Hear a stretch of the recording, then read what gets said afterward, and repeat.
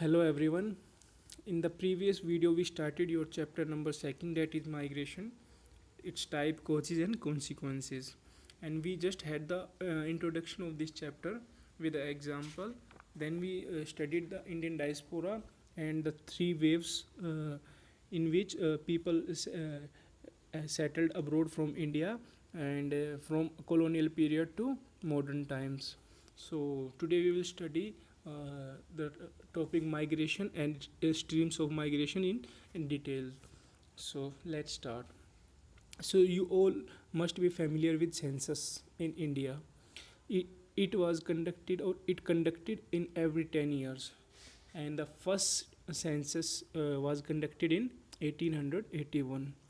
So and previous was conducted in 2011, and the next has to be conducted in 2021, but due to COVID-19 crisis it might be delayed for the first time in the history of our nation.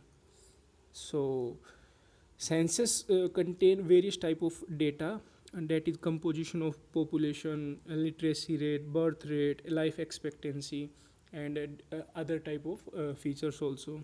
So it also contain the information about migration in the country, that is interstate and intrastate. We will study these two terms in details later on this video.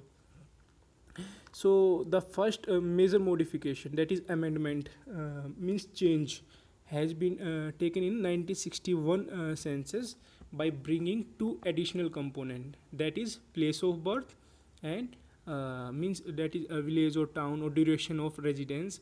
And further in 1971 some additional feature, that is place of last residence and duration of stay at place of numerations were incorporated. So after these two censuses, when 1981 census took place, it further modified, and generally these type of question asked on migration, that is the person born in this village or town?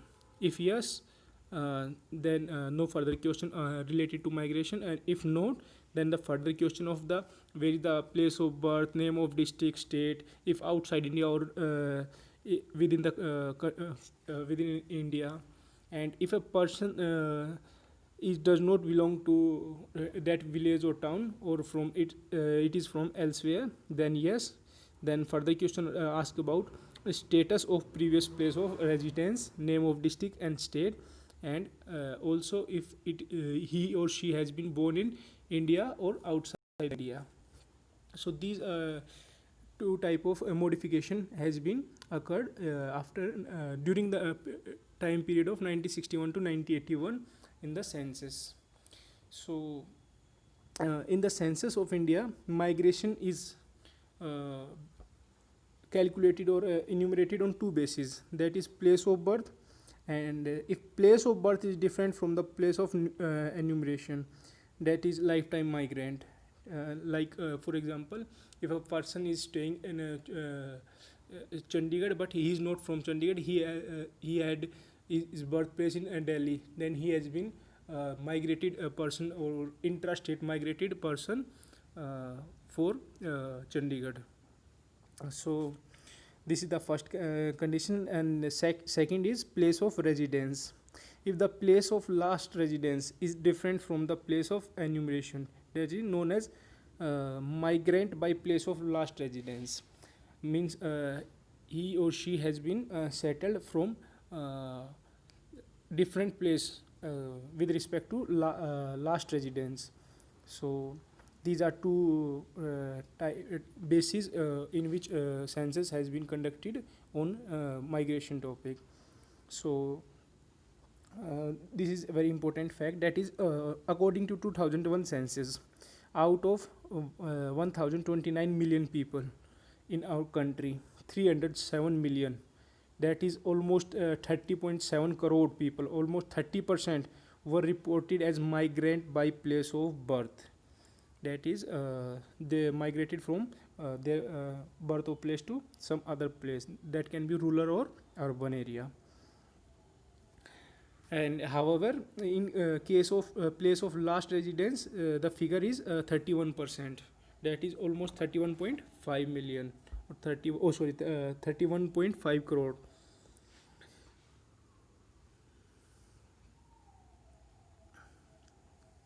So next topic is stream of migration.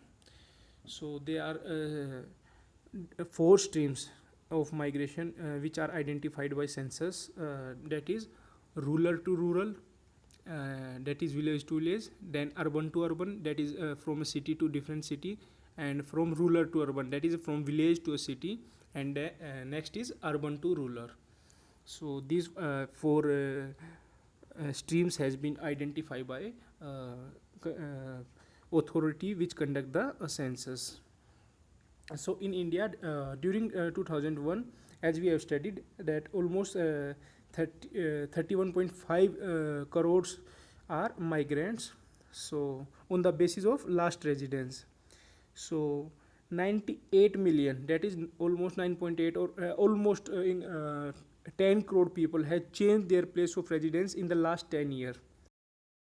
Within a decade, they almost 10 crore people have changed their uh, residence in the last 10 years, in a decade. And out of these, 81 million people were intrastate migrant, that is they migrate from one state to other state, means majority of them is intrastate migrate. And the stream was mostly dominated by female migrants. What is the main reason for this female migration? It can be because of their issues related to marriage, because female in Indian society has to be settled with his partner. So this can be the major reason for the migration of women in our country. So distribution of male and females migrant in different streams can be stated as intrastate and interstate migration. That is, intrastate is from one state to another state, that is for example from Haryana to Uttarakhand, then from Uttar Pradesh to Bihar, or Uttar Pradesh to Maharashtra. That can be termed as intrastate migration. And next is interstate, that is migration within a state, that is from Haridwar to Dehradun, or from hilly areas, that is like Uttarkasi and Rudraprayag to Dehradun. So that can be termed as interstate migration. So these are excuse me, these are two type of migration in our country. So in these two figure, that is figure 2.1a and figure 2.1b, there has been shown the comparison between all four type of streams of migration in our country, and it is mainly dominated by females. As you can see, that is from rural to rural. Almost 38 millions, almost 3.8 millions women are migrated due to the mainly reason is marriage of their. And least is urban to rural of male people, that is around 2 million people intrastate migrated, that is from one state to another.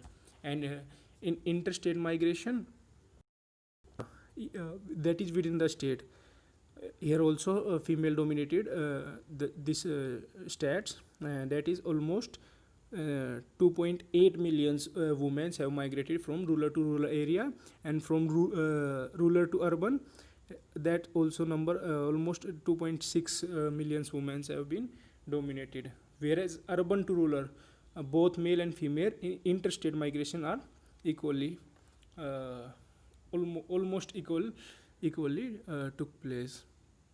So children, in geography you must have to draw flow chart, you must be familiar with maps, you must know the all the facts and figures to secure good marks. So you have to make these two tables in your notebook, and you also have to remember all the facts related to migration, that is all the three senses, and what were the steps taken by these senses in terms of migration, that how many people are migrated from rural to urban areas. So these are some important fact, you must be remember them. So next is from migration from inter state or intra country. So this can be studied as emigration, that is the people which settle from abroad, that is people coming to our country from India. So this list has been mostly dominated by our neighboring countries, that is out of 100, 96% have been coming from our neighboring country, that is Bangladesh, which composed of 3 million people. You can see this in this table 2.1, that is migrants classified the place of last residence outside India. So here you can see that Bangladesh, almost 27 lakh people have been migrated from Bangladesh. This can be the reason because of Indo Pakistan War of 1971, which subdivided West Pakistan, East Pakistan, and formed the new nation Bangladesh. So mainly people have migrated from that time in our country. So next is Nepal, Pakistan, that almost composed of 17% of migrants. Then Nepal, then Sri Lanka. Sri Lanka migration cause can be because of the issue between Tamil Sri Lankans and Sinhalas people. You must be familiar with these Sinhalas and Tamils because you have studied this in your class 10 political science chapter first about this issue. And Pakistan migration can be because of religious minority, because they persecute the Hindus and means non-Muslim peoples. So that can be the reason for migration from the Pakistan. And then Nepali people mostly come to India for the search of jobs. So this table can be classified as a emigration, that is people from settle from abroad. So that's all for today. Next we'll study in next class. Thank you, children.